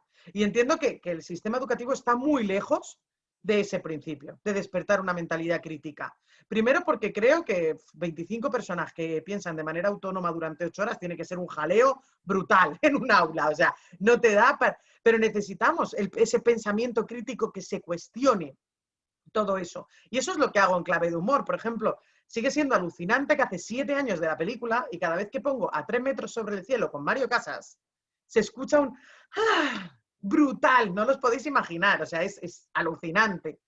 ¿Por qué? Porque, mira, no voy a decir Mario Casas, voy a decir Hugo, porque Mario Casas es un actor que bastante, o sea, es un papel, no vamos... Pero es Hugo, o como le gusta que le llamen, H. H como diminutivo de Hugo, que decir H es más largo que decir Hugo. Ya nos está diciendo ahí cómo va el chaval de neuronas. Pero bueno, H es un tío que parece un chulo, se comporta como un chulo y que trata como un chulo, pero en el fondo solo porque lo ha pasado súper mal en la infancia. Y se ha tenido que hacer una coraza para protegerse de la sociedad y dejar de sufrir. Y cuando se enamore de ti, y solo de ti, no de esas guarras que le tiran, solo de ti, vas a meterte en esa coraza, vas a curar con paciencia y cariño esas heridas, y va a ser dulce, cariñoso, tierno y divertido. Lo que pasa es que no nos entra en la cabeza que si parece un chulo, se comporta como un chulo y te trata como un chulo, sorpresa, sorpresa, a lo mejor es un chulo. Pues eso nunca entra en nuestra categoría de respuestas. Yo voy a proponer con la nueva ley educativa, de verdad, que si el machismo va a seguir así, que dicen 170 años, que nosotros no lo vamos a ver, que nos convaliden enfermería y psicología. O sea, porque por lo menos así nos podemos ganar la vida, porque es básicamente lo que hacemos. Y así voy destripando un poco, ¿no? Pues 50 sombras de Grey, Crepúsculo y todos los videojuegos que ven. Y en clave de humor, sobre todo, para que le den esa otra vuelta y piensen. Porque no es algo inocuo. Porque cuando hablamos de coeducación, no educa solo la familia y la escuela. Ojalá. O sea, tenemos mucho por avanzar, pero ojalá. Educa toda la sociedad que le rodea. Y por desgracia, en la etapa de la adolescencia, el youtuber, instagramer, músico de turno o actor de turno tiene mucha más influencia en su personalidad que su familia o escuela. Entonces necesitamos hacer ese pensamiento crítico y que puedan, por lo menos, no dejar de consumirlo, porque me parece imposible, pero sí que sean críticos con ello. Cuando yo, por ejemplo, les pongo la música, yo digo música machismo, es que se escucha ahí por unanimidad, reggaetón. No hace falta irse al reggaetón. Yo le pongo únicamente pop español. Le pongo Vanessa Martín, le pongo Malú, le pongo Natalia Jiménez, le pongo Marc Anthony. Es brutal. O sea, hay una canción de Marc Anthony que después de sufrir violencia de género durante 4 años, tardé 10 años en poder escuchar porque me daba pavor. Y se llama Caminaré. Y es el pop absoluto. Y como a mí Vanessa Martín me da rabia decirlo porque me mola un montón. O sea, quiero decir, me gusta mucho. Pero, ¿y qué si amarte me cuesta la vida? ¿Y qué si quererte es un acto suicida? ¿Y qué si tus besos se llenan de espinas? Ya no puedo cambiar porque te quiero. Que digo, claro, el día que te quedaste durmiendo, el día que se repartían los novios, te quedaste durmiendo, te tocó el tonto y te lo quedas, ¿no? Porque parece la premisa absoluta. Es cierto que es importante afinar mucho porque esos mensajes de amor romántico que nos llegan de 1000 maneras diferentes construye qué personas somos. Desde la infancia, al final, para poder coeducar, me parece un pilar fundamental construir una autoestima sana a chicos y a chicas. ¿Por qué? Porque al final todos tenemos ese precio pagado, absolutamente todos, por no encajar en el estereotipo existente. Porque es la trampa, nadie encaja, nunca. Entonces, te puedes parecer más o menos o ser totalmente antológico, pero nadie encaja. Entonces, claro, esa lucha hace que tu autoestima se esté deteriorando. Primero, porque a las mujeres en este machismo nos construye la autoestima con palillos ahí lo justo para no romper a llorar en público en muchas ocasiones. Y eso lo hacemos de manera casi inconsciente. O sea, yo ahora soy madre y me da mucha rabia porque miro a mi hija y digo, qué bonita, y qué fuerte, y qué valiente, y qué guerrera, pero qué bonita es lo primero que sale, lo primero absoluto. Entonces, claro, se nos construye una autoestima totalmente externa. Tienes que ser buena, tienes que ser bonita, tienes que ser cariñosa, tienes que ser dulce, todo para agradar a terceras personas. Claro, qué fácil es cuando la opinión sobre ti depende de terceras personas, que venga alguien y te la destruya. Sin embargo, a los chicos se les construye una autoestima totalmente interna. Todos los refuerzos positivos que vienen de externos desde la primera infancia, que al final quieren el puzzle de lo que son y lo que creen que son, no nos equivoquemos. Tú o tu hijo te cree que viene un ratón y le cambia el diente por un regalo, o se cree que un gordo cruza el mundo para darte un regalo el día de Nochebuena. ¿Cómo no te va a creer si te dices 1 y 1000 veces lo fuerte, lo valiente, lo inteligente y lo listo que es? Claro, porque es que todos los refuerzos que van en masculino sí que tienen que ver con su valía interna. Posiblemente haya que desinflar un poco esa autoestima y, ¿no? Creo que y sobre todo otorgar la capacidad de conectar emocionalmente con ellos mismos. Son incapaces y eso es uno de los peligros y de las consecuencias que ahora voy a decir muy brevemente. Porque no se les educa emocionalmente para conectar. Y cuando conectan con ellos mismos, normalmente al sentirse totalmente inseguros, lo que hace es una reacción de violencia. Hay una película que acabo de ver que creo que juega con los roles muy bien, que no significa que ellos disminuyan ni que ellas... Creo que necesitamos mujeres posiblemente más fuertes y hombres más conectados emocionalmente. No más fuertes, yo creo que más competitivas. Más fuertes no, fuertes somos, pero creo que con ese afán de competitividad y de conseguir por nosotras mismas más cosas, que se llama Enola Holmes, que está en Netflix y la verdad es que está súper bien en ese aspecto. Yo, por ejemplo, el taller, como digo, dura 3 horas, 2 horas y media, es ese recorrido a la sociedad que nos rodea, y después lo que hago es contar mi historia. termino normalmente con el amor romántico, ¿no? Como el amor vale la pena y nunca la alegría, como para querer hay que sufrir muchísimo y como quien bien te quiere te hará llorar en vez de hacer reír cada día de tu vida, que es algo que está construido ya para sufrir automáticamente. El amor ya vale la pena y de ahí no nos saca nadie. Y entonces le digo, bueno, definirme en una palabra, de personalidad, cabrones. Les suelo decir, digo muchos tacos, los profesores ahí les explota el cerebro, pero soy 3 horas en sus vidas y es cierto que diciendo teta y rabo, automáticamente los tienes escuchando. Entonces le digo, definirme en una palabra, ¿no? Pues con personalidad, inteligente, graciosa, la puta ama, que quien trabaja en adolescentes sabe cuando te dicen la puta ama, estás en lo más alto, o sea, los premios que has dicho no tienen nada que ver con que un adolescente te diga la puta ama. Y entonces les cuento cómo ahí me maltrataron de los 15 a los 19 años, cómo me pegaron, cómo me violaron, cómo me insultaron, cómo me humillaron y cómo volví con él una y otra vez hasta que eso casi me cuesta la vida. Y tengo un pacto de sinceridad absoluta que en adultos cuesta mucho más, que es responder a todas sus preguntas de manera totalmente sincera.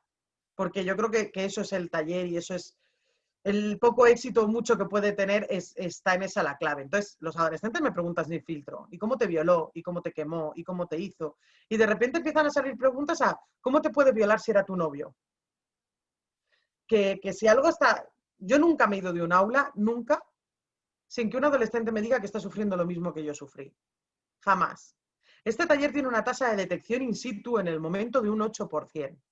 Me es imposible recopilar por tiempo todas las historias que después me llegan por Instagram y por otras redes. ¿Y cuántas veces escucho, bueno, Marina, tampoco seas exagerada, es que no, si él está todo motivado, pues yo me quedo quieta, le dejo y que pase pronto. Uno de los grandes problemas, y mi taller se llama de prevención y detección precoz, es porque son incapaces de detectar las primeras señales de violencia de género y de violencia sexual. Incapaces, incluso violaciones explícitas, las envuelven de algo normalizado. Entonces, claro, cuando yo les digo qué es una relación de violencia, cómo es una relación en la que tienes que ir de puntillas siempre evitando broncas, cómo tienes que estar continuamente disponible para él, cómo tiene que estropear todas las ocasiones especiales, que una relación así se reducen a Navidades, cumpleaños, viajes de fin de curso y poco más, tiene que sacarse una bronca de la manga para que llores, cómo tiene celos de cualquiera que se acerca a hablarte, cómo siempre está despotricando de tu familia y amigos. O sea, de repente ves cómo las caras cambian. Es brutal. Y me encuentro muchos peligros que voy a detallar porque creo que ya casi no me queda tiempo, muy rápido. La primera es el aumento de violencia sexual de una manera desorbitada. Y no hablamos solo de nuevas violencias sexuales, construidas precisamente por esa educación en pornografía. Consumen pornografía diariamente y ni siquiera hace falta que accedan a ella, porque les llegan de mil etapas diferentes, de redes sociales, de grupos. Consumen un mogollón de pornografía supersádica a través de Twitter. Porque claro, Twitter es una ventana falsa, tú solo ves lo que sigues. Pero hay toda una red pornográfica totalmente sádica que simplemente va a través de Twitter. Y claro, el deseo es una construcción social. Ellos han construido su deseo única y exclusivamente en base a violencia. Porque los vídeos que ven son violaciones retransmitidas, son orgías, son padre abusa de su hija en la ducha, son hermano viola a su hermana mientras duerme. El vídeo más buscado durante 2 años ha sido el de la manada. ¿Cuál es el problema de haber construido su deseo sexual en base a la violencia? En primer lugar, nosotras y ellas también ven esta pornografía. ¿Por qué? Porque ahora somos súper libres y súper guays y podemos. Y segundo, para ver qué papel tenemos eso, porque la educación afectivo-sexual no ha entrado en el currículum, ni, como habéis dicho, se le espera de una manera adaptada a los tiempos. Entonces, ¿qué pasa? Que al final juegan a ese rol de poder y retransmiten lo que es esa violencia en la pareja. Porque creo que estamos cometiendo el error de condenar la violencia en las calles y tolerarla en las camas. Y la violencia sexual se está disparando. Y luego en ellos me alarma muchísimo el aumento de chavales que me dicen que son buenas personas, que de verdad que quieren a su pareja un montón, pero que si no la cogen del cuello o la ponen a 4 patas y la cogen del pelo no pueden tener una erección. No pueden. Problemas de disfunciones eréctiles porque si no transmiten esa violencia no pueden adquirir deseo. Porque han tenido orgasmos desde sus primeros orgasmos solo en base a la violencia. y sobre todo en ellas, porque ha habido una revolución total a partir de la manada, a partir de hermana, yo sí te creo, pero lo que noto en las aulas es que lo que ha calado por no cimentar teóricamente ese movimiento social es que las chicas creen que solo te violan si 5 tíos se meten en un descampado o te meten en un portal. No te puede violar tu novio, no te puede violar alguien con el que tonteas en redes y quedas, no te puede violar alguien que en la discoteca te invita a 4 cubatas. No, eso no es violación. ¿Por qué? Porque, claro, se han disparado en un 25%, no, en un 244%, perdón, que me está equivocando, los datos de violaciones en grupo. Porque eso sí lo estamos detectando, pero ¿y el resto? Y es brutal cómo la violencia sexual está totalmente normalizada. Y bueno, creo que me he pasado. Otros de los peligros que creo que es muy alarmante y que tenemos que tener en cuenta es el aumento del abuso infantil entre menores. Porque empiezan a ver eso de una etapa muy temprana. Estamos hablando de 8 y 10 años, a los 10 ya de manera diaria. Reproducir esas escenas y ese contenido en tu hermana pequeña, en tu prima o en tu amiga o en tu compañera de clase, está pasando. Y eso no lo estamos contemplando en ninguno de los casos cuando hablamos de estos tipos de violencia. Y bueno, al final, lo que me gusta es que precisamente sí que hacen ese clic, sí que hacen ese, o por lo menos es el punto de partida. Yo es lo que hablo con los centros. Yo llego y hago así. O sea, son 3 horas en las que llego y yo remuevo esto. Pero necesita haber un sistema. Soy solo 3 horas en sus vidas. Necesita que el sistema se adapte a las necesidades que tienen, porque están ahí y porque tienen muchísimas herramientas para conocerlas. Y bueno, me gustaría terminar precisamente con eso, con la reflexión de que en cuanto le prendes un poco la mecha, la respuesta y la mentalidad crítica que tiene la adolescencia es brutal, que hay esta nueva generación de mujeres feministas, de niñas feministas que me fascina. Cuento la última anécdota y termino. Tenía 13 años, una chica, cuando a mitad de taller dije por primera vez la palabra feminismo, porque si la digo al principio se me enfadan todos, entonces ya voy modulando. Y cuando la digo se levanta súper indignada y me dice, es que lo que no puede ser es que tú vengas a hablarnos de feminismo ahora cuando tenemos 13 años. Eso lo tenías que haber hecho muchísimo antes. Y digo, ¡ostras! Digo, ¿sabes cómo hemos llegado todas las generaciones anteriores al feminismo? Pues casi rondando los 30, cuando nos habían insultado, humillado, violado, maltratado, despreciado en el trabajo y no escuchado en 1000 sitios. Hemos llegado al feminismo, la inmensa mayoría de mujeres, para curar heridas. Imagínate esta nueva generación que se va a crear esa coraza desde el principio, ¿no? Que no va a ser para curar heridas, sino para desarrollarse como mujeres. Creo que tenemos la obligación de que esta nueva generación sea libre y pueda desarrollarse de manera integral, porque ya no hay ni guerras, ni hambrunas, ni excusas X que en esta sociedad nos impedían el desarrollo personal, y por los datos me remito a que no lo estamos consiguiendo y no lo estamos haciendo bien. Así que es el momento de unirse, y la coeducación creo que es la base fundamental para erradicar todas las violencias que existen en esta sociedad. Muchas gracias.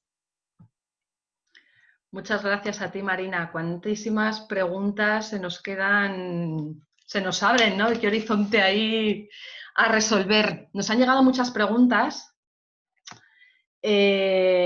Vamos a ver. Vamos a empezar por arriba, ¿vale?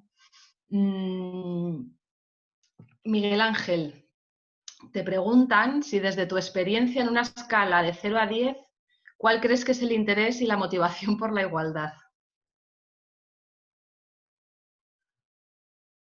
¿No te escuchamos el micrófono?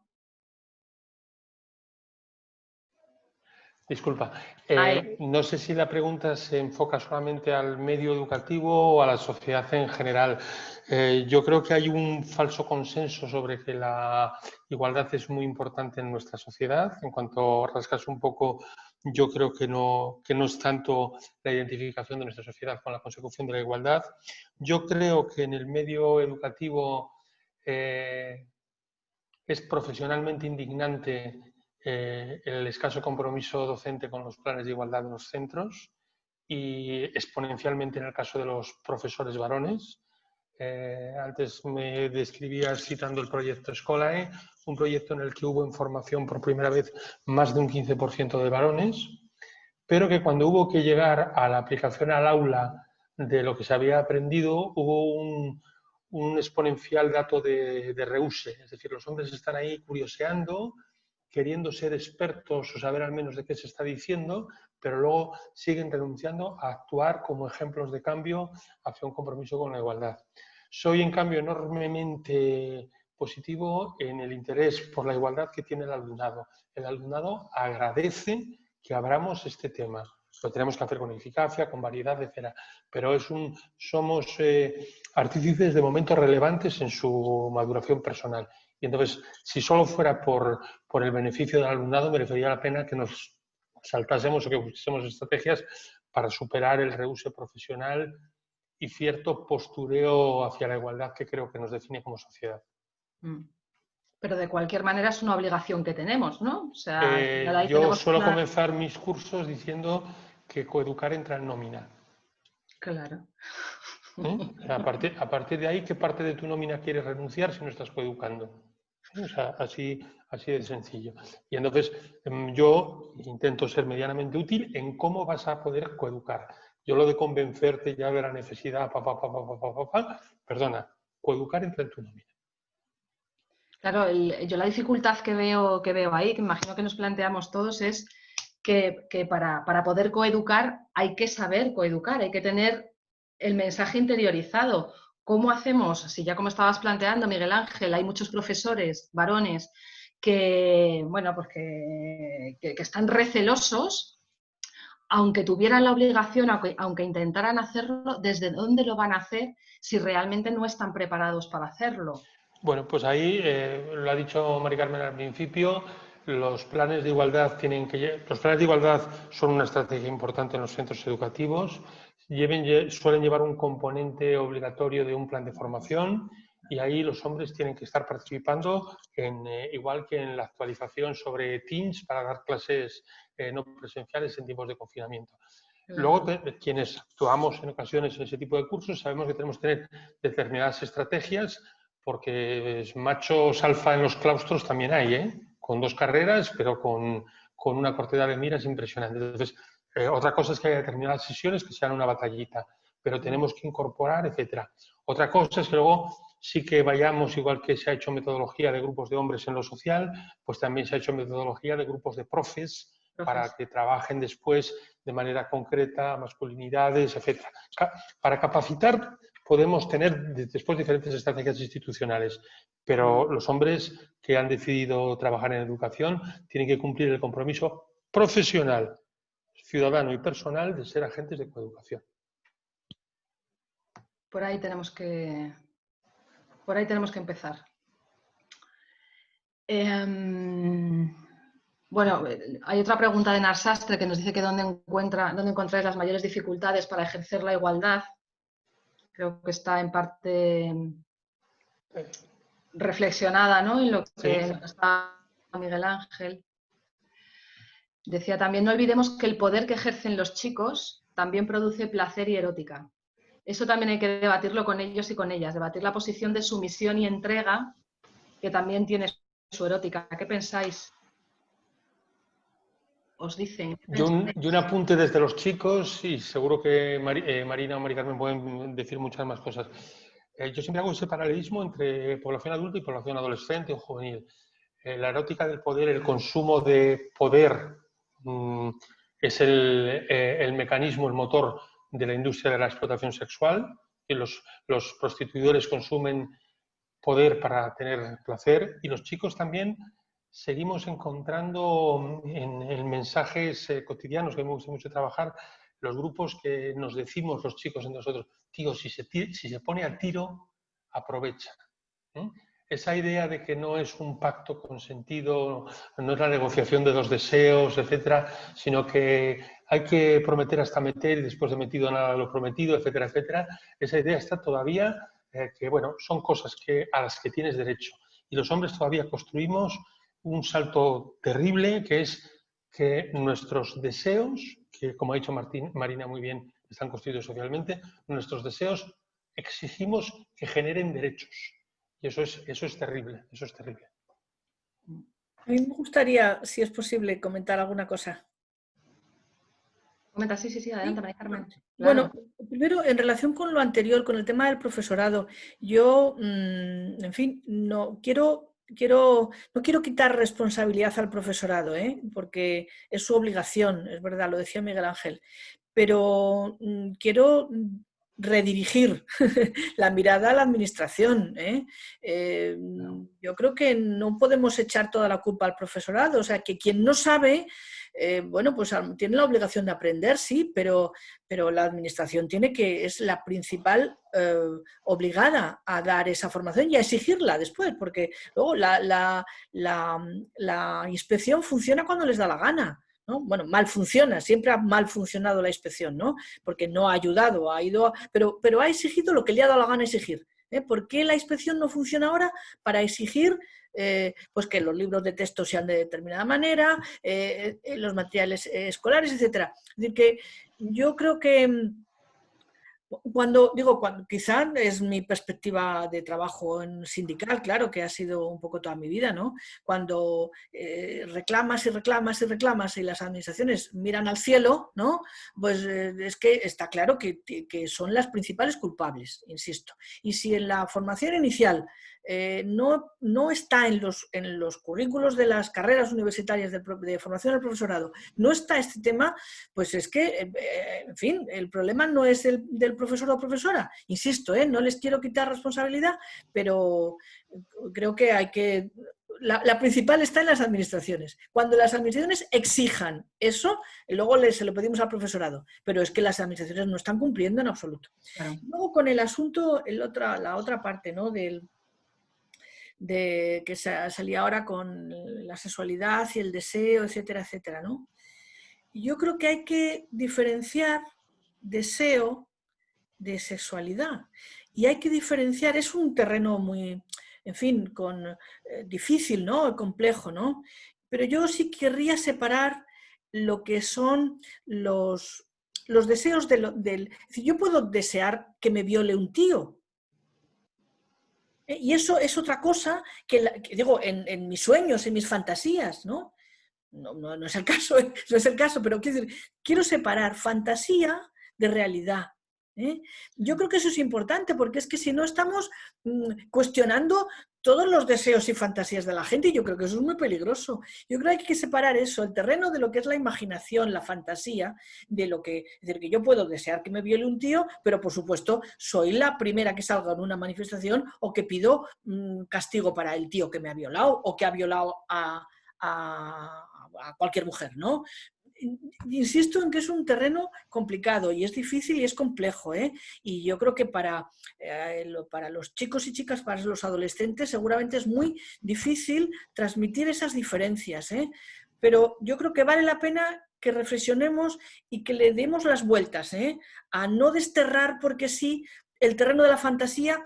Ahí no hay ética. En el terreno de la fantasía creo que no tiene que haber ética. La ética y la moralidad y el comportamiento y en fin, tiene que ir al terreno de la realidad, pero no sancionemos como negativo o como sancionable es la fantasía, ¿no? Yo creo que, insisto, claro, el problema es que ellos venden... Tú, Marina, sí, dirás más que yo sobre esto, ¿no? No, pero pues es exactamente eso. Ellos venden Fast to Furious y saben perfectamente que no te pueden coger el coche e ir a 300 kilómetros por hora por la carretera, porque hay todo un sistema que te dice y te educa que no puedes hacer eso. Sin embargo, ellos ven la pornografía y no hay ese sistema que te eduque en que eso no es el sexo real. No existe. Entonces ellos se educan como si eso fuera el sexo real, con el peligro que ello conlleva. Ese es el problema. Claro, y el problema es que la pornografía, yo les, así en muy corto, les enseño cómo es la pornografía de nuestra generación o de la de mis padres. El butanero tocaba la puerta, yo no tengo para pagar y nino, ¿no? Y podía ser butanero, fontanero, lo que quieras. El tema es que ahora te pasas por las web pornos que ellos consumen y no es la pornografía, el uso, ni el sexo, ni la fantasía que podías imaginar o que se podía construir la erótica hace unos años. Es violencia sexual explícita de la más bestia. Hay una pregunta que hago cuando estoy fuerte de moral, cuando no es... Porque creo que es importante saber, yo les digo lo de la manada, creo que es importante ya no solo el papel que los chicos tienen en el feminismo, sino el que los chicos tienen contra el machismo. O sea, porque a mí no me vale de nada que vayas de guays y después tienes 40 grupos y te enteas en pelotas, ¿no? Entonces les digo, si alguna vez se han salido de algún grupo porque les haya ofendido ante algo tanto que hayan decidido pelearse con otro amigo, pelearse con otro igual, ¿no? Y las respuestas son brutales. Primero porque creo que son los mismos vídeos, da igual que lo hagan en Bilbao, que en Canarias, que en Valencia. O sea, el contenido que reciben es el mismo. Y solo me han dicho 3 cosas. Bueno, en realidad son 2 porque 3 era el mismo vídeo.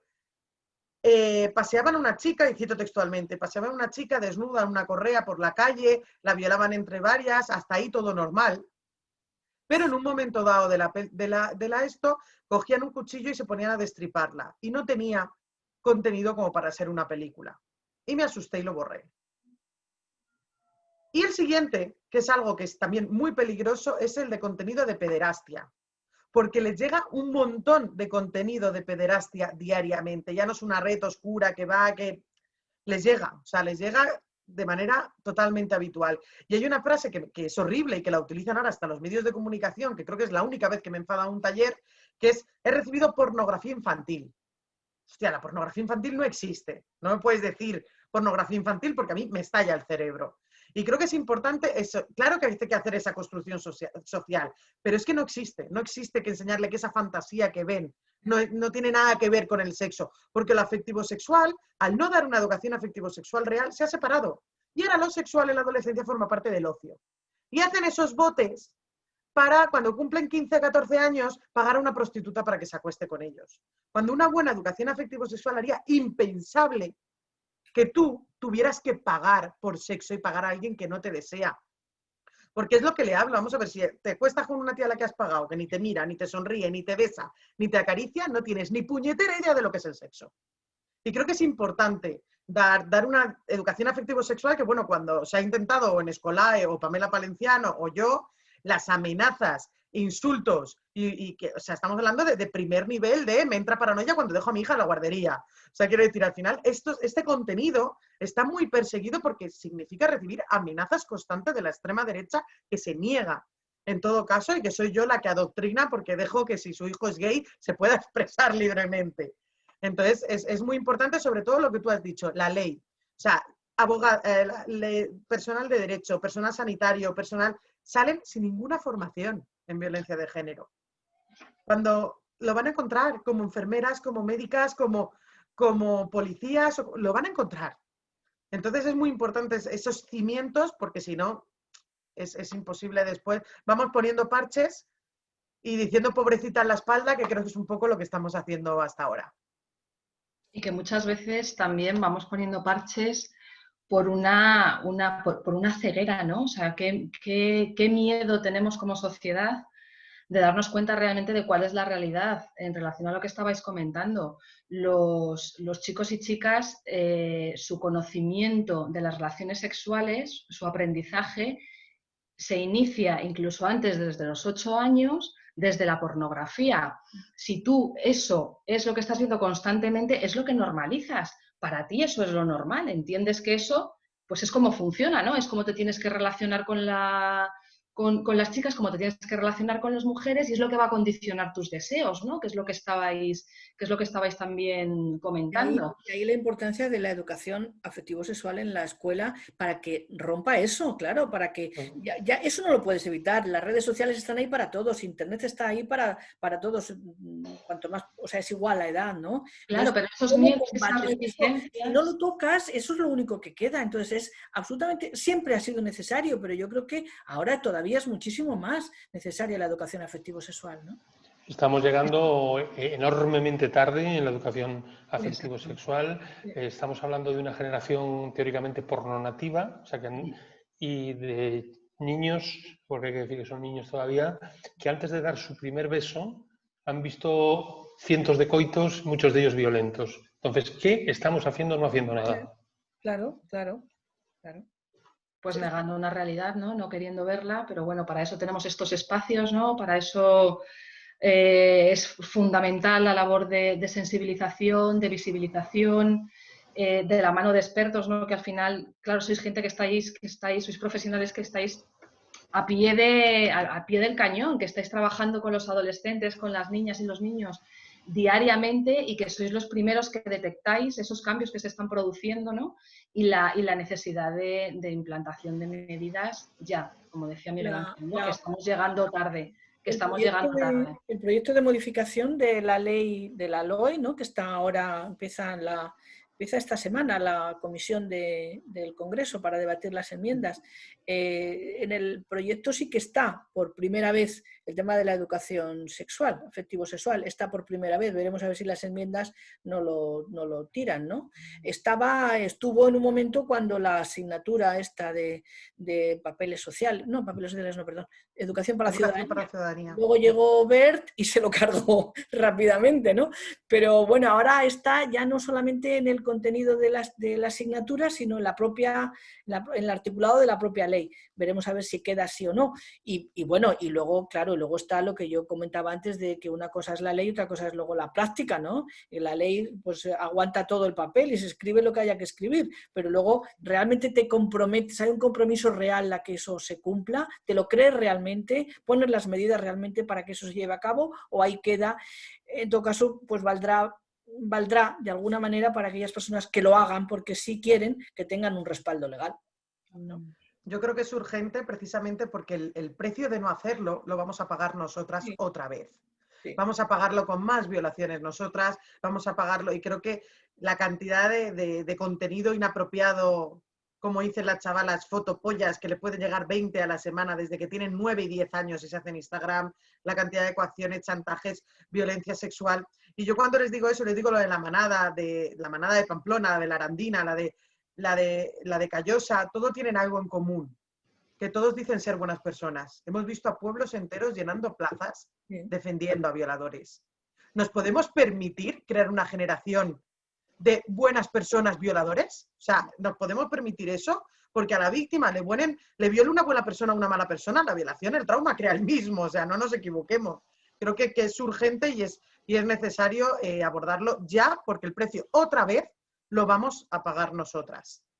Y Miguel Ángel, me ofrezco cuando nos desconfinen ir a tu instituto a dar un taller porque me haría mucha ilusión. Muchas gracias, serás bienvenidísima. Sí, compartiendo esta preocupación, no tenemos que ser ajenos al aumento, bueno, al rejuvenecimiento del consumo de prostitución que se está produciendo. La prostitución está pasando a ser una opción de ocio, legitimada, banalizada, y en población universitaria y en población adolescente. Es decir, que vamos a tener muchas consecuencias y desde luego en nosotras también tenemos que hablar de las mujeres en prostitución que están viendo cómo se rejuvenece y cómo se banaliza su situación. No veo a Jorge o a Eva que nos corten, ¿no? Que nos digan que hasta aquí hemos llegado. Son las 2:15, por respeto a las ponentes y a los participantes. Quizá deberíamos ir, bueno, pues podríamos seguir. Yo creo que todo esto que hemos estado hablando nos da para un cuarto ciclo de seminarios, ¿no? O sea, para poder abordar todas estas cuestiones que además, por desgracia, vemos que van cambiando de una manera galopante, que para el año que viene tendremos muchísimos más nuevos planteamientos, nuevos retos que abordar. Y bueno, por mi parte agradeceros a todos, a Miguel Ángel, a Mari Carmen, Marina, agradeceros el haber participado en este octavo seminario. Muchísimas gracias a los tres, a Jorge de nuevo, por la organización, por contar siempre con nosotras. Y a todos los que habéis participado, todos los participantes, las preguntas que habéis hecho, todos los comentarios. Muchas gracias a todos y a todas. Yo quiero decir que ha sido, a mí me ha parecido muy educativa, muy formativa este ratito de debate. O sea que espero que a las personas que han estado viéndonos, aunque nosotros a ellas no, pues también haya sido así. Yo creo que gracias y enhorabuena por haberlo montado y animo a que sigáis en ello, por supuesto. La educación, además, como no haga esto, ¿para qué nos sirve? ¿no? Somos la mitad de la población, bueno, no solamente a las mujeres, sino también a los hombres, ¿no? ¿Qué tipo de educación estamos dando a los chicos y a las chicas, ¿no? O sea, ¿para qué sirve la educación si no trata de esto y no intenta hacer bien esto, ¿no? Que nos va la vida en ello, ¿no? O sea, que es muy necesario desde la perspectiva que la quieras mirar, da igual. Gracias. Por mi parte, lo mismo, agradeceros la oportunidad y creo que reflejando el mismo sentir de Mari Carmen y seguro de Marina, resumir diciendo que si no estamos coeducando, no estamos educando. Bueno, muchísimas gracias. Marina. Gracias a las 4 personas que han estado en la mesa y efectivamente se ha demostrado que son las 4 unas personas magníficas comunicadoras. Y bueno, pues he estado tomando muchísimas notas, ha sido muy, muy, muy interesante. Como alguien lo ha comentado en el chat ahora, ha hecho que se pasen las 3 intervenciones han hecho que se pase el tiempo volando, que no nos demos cuenta de pues, que es casi, bueno, ya prácticamente hora de comer.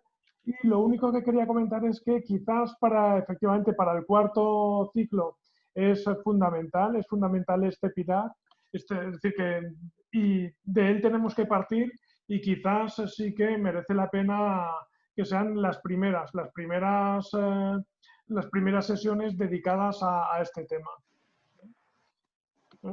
Bueno, pues a todas aquellas personas que agradezco las intervenciones, el que hayáis estado aquí y que todo el mundo que quiera puede pues, unirse al seminario que tendremos y lo vamos a anunciar a principios de noviembre. Y luego también otra sesión que habrá dentro de la Semana de la Ciencia sobre educación, que es importantísimo. Habrá también bueno, pues personas que saben mucho, profesoras universitarias como bueno, pues, Irene Solves, es decir, que por actividades y para reforzar y dar sobre todo visibilidad a todo el trabajo que hacéis, pues que no se pierda. Muchas gracias y me he extendido ya demasiado. Gracias. Muchas gracias a todos. Placer. Gracias. Hasta luego. Un abrazo fuerte. Para todos.